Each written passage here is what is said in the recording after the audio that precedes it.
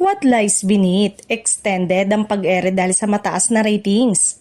Magandang balita para sa mga taga-subaybay sa primetime mystery series ng What Lies Beneath matapos kumpirmahin na extended ang pag-ere nito sa telebisyon. Ibinahagi ni Arajel Badayos, creative head ng RCD Narratives, sa kanyang social media post na nagdagdag ng 8 episode ang broadcast run ng serye dahil sa magandang pagtanggap ng manonood. Pinagbibidahan ng serye ni Sue Ramirez, Janela Salvador, Charlie Dizon, Kayla Estrada, Jake Cuenca at Jem de Guzman.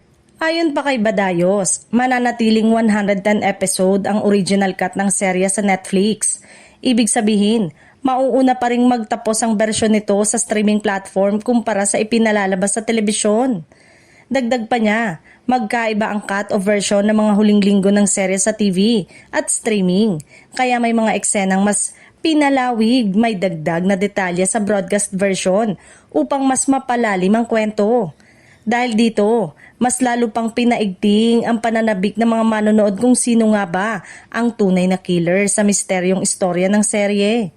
Samantala, papasok na sa huling 3 linggong What Lies Beneath at magbabalik ito sa 8:45 PM time slot simula sa March 16. Kasunod ang bagong seryeng The Alibi ni Kim Chiu at Paolo Avellino sa Kapamilya Channel.